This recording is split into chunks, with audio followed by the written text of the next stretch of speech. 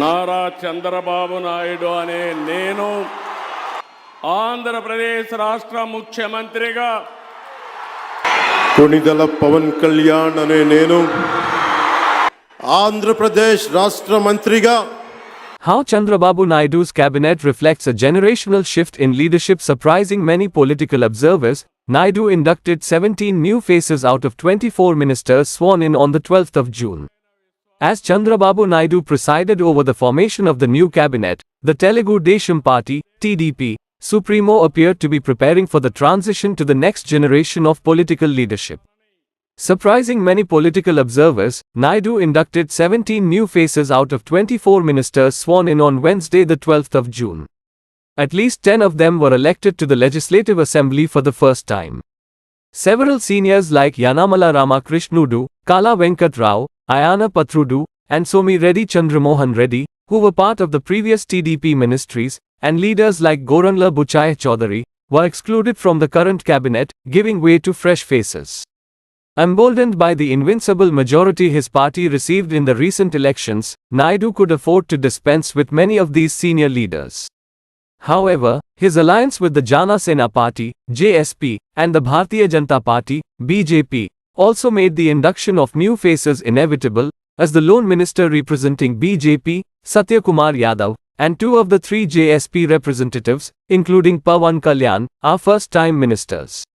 Meanwhile, TDP sources opine that the cabinet's character reveals a transition to the inevitable installation of Naidu's son Nara Lokesh as the future leader of the party and the government. Such a transition is, however, unlikely in this term, as actor-turned-politician Pawan Kalyan, who is hailed as the architect of this successful alliance, has assumed the position next to Naidu in the NDA cabinet. Any attempt to disturb this delicate balance may prove to be detrimental, despite the TDP alone having an unassailable majority within the ruling alliance in Andhra Pradesh.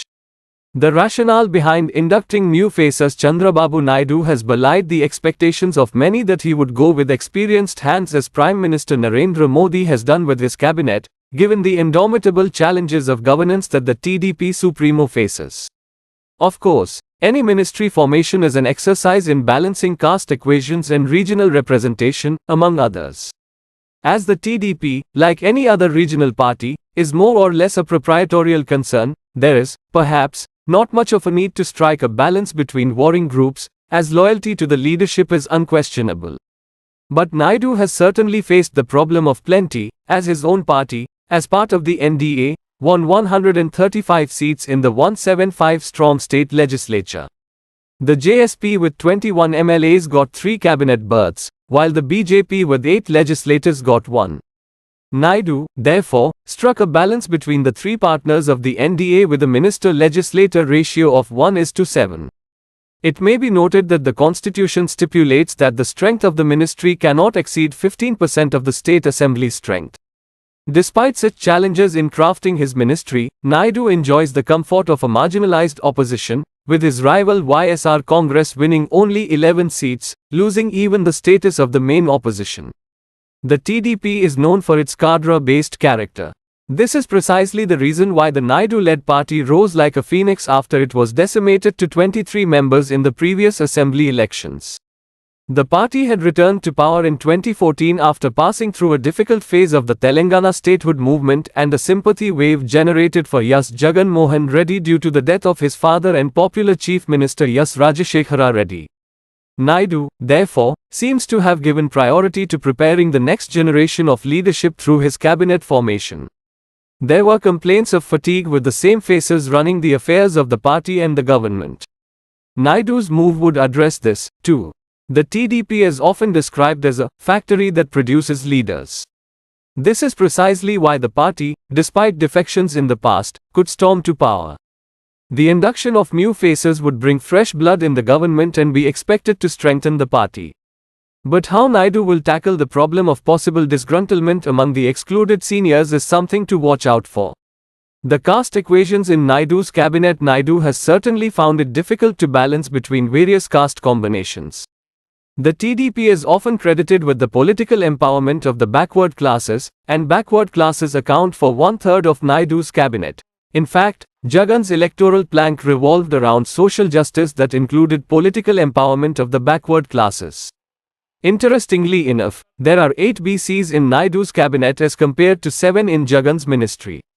The chief minister was cautious enough to ensure that at least half of his ministers belonged to backward classes, scheduled castes, and scheduled tribes. Unlike the Modi cabinet, Naidu inducted a Muslim MLA, NMD Farooq, into his cabinet. This may have been done to assuage the feelings of minorities that the TDP's alliance with the Saffron Party might work against them. 3 women MLAs also found place in the cabinet. Many of the bitter critics of Jagan, who incurred the wrath of the YSR Congress regime, were inducted into the cabinet. They include Acha Naidu, Kolu Ravindra, V. Anitha, P. Narayana, and Ramprasad Reddy, among others. Kamas, a dominant caste group, are traditionally loyal to the TDP.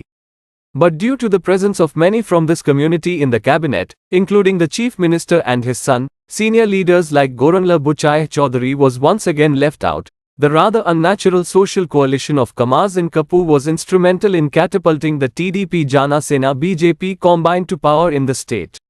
Reflecting this socio-political reality, as many as 9 ministers belong to these two communities in the 25-member NDA ministry in the state. Despite the TDP having a convincing majority of its own in the state assembly, Pawan Kalyan would be the cynosure of the NDA cabinet. This is because it was Kalyan's support to the beleaguered TDP after Naidu's arrest that proved to be the game changer. He authored the narrative of preventing a split in the anti-incumbency vote. Kalyan was also instrumental in bringing the TDP and BJP together despite the Saffron Party's initial hesitation and its perceived closeness to Jagan. The JSP's support to the TDP has also resulted in the shift of the Kapu vote, resulting in a formidable electoral arithmetic.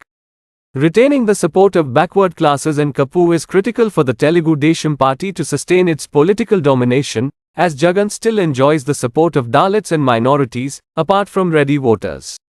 Backward classes and Kapu together account for half of Naidu's cabinet, indicating the TDP supremo's meticulous social engineering which defines the composition of his ministry.